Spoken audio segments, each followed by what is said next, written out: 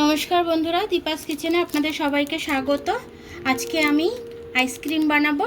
তার জন্য আমি দুধটা নিয়ে নিয়েছি 500-র একটু বেশি।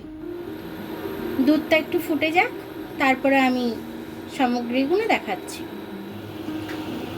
দুধটা আমার ফুটছে, এবার আমি পাউরুটিগুলো দিয়ে দেবো এর মধ্যে 4 পিস।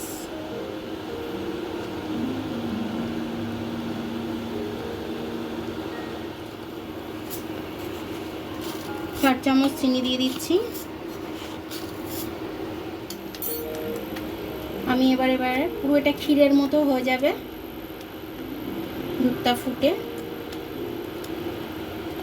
আপনারা যেরকম মিষ্টি খাবেন সেরকম মিষ্টি দিয়ে নেবেন। আমি এটা এখন পুরো পাউরুটির ক্ষীরের মতো এটাকে তৈরি করে নেব। আমি এটার মধ্যে একটু আমল দুধও দিয়ে দেবো 1 চামচ।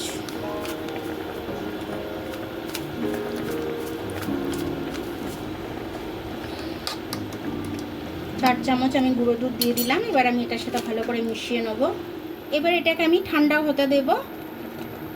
ঠান্ডা হয়ে যাক, তারপরে আমি আপনাদেরকে দেখাচ্ছি। এটা অফ ক্যামেরায় আমি ফ্রিজে রেখে দিয়েছিলাম।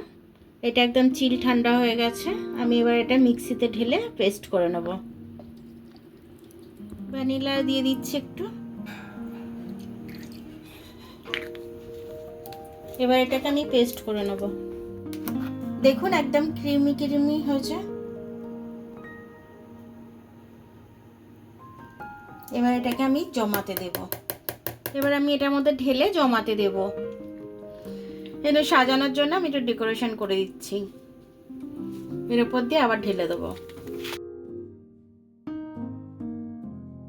আর একটু ওপর দিয়ে ছড়িয়ে দিলাম, দেখতে সুন্দর লাগবে। এটা আমি 7-8 ঘন্টা এবার ফ্রিজে রেখে দেবো। বন্ধুরা, ওভারনাইট আমি এটাকে জমাতে দিয়েছিলাম আইসক্রিমটাকে। এখন আমি খুলবো, খুলে দেখে নেব।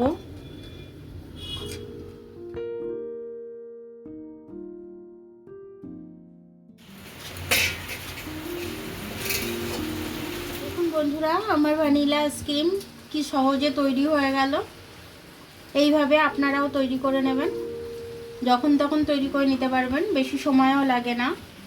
তো আমার ভিডিওটা দেখার জন্য অনেক অনেক ধন্যবাদ। আমার ভিডিওটা যদি আপনাদের পছন্দ হয়, লাইক, সাবস্ক্রাইব, বেল আইকনটা একটু টিপে দেবেন। আর যদি ফেসবুক থেকে দেখেন তাহলে লাইক আর ফলোটা একটু করে দেবেন। আবার কাল দেখা হবে নতুন রেসিপির সাথে। ততক্ষণ আপনারা ভালো থাকবেন, আমি আসছি।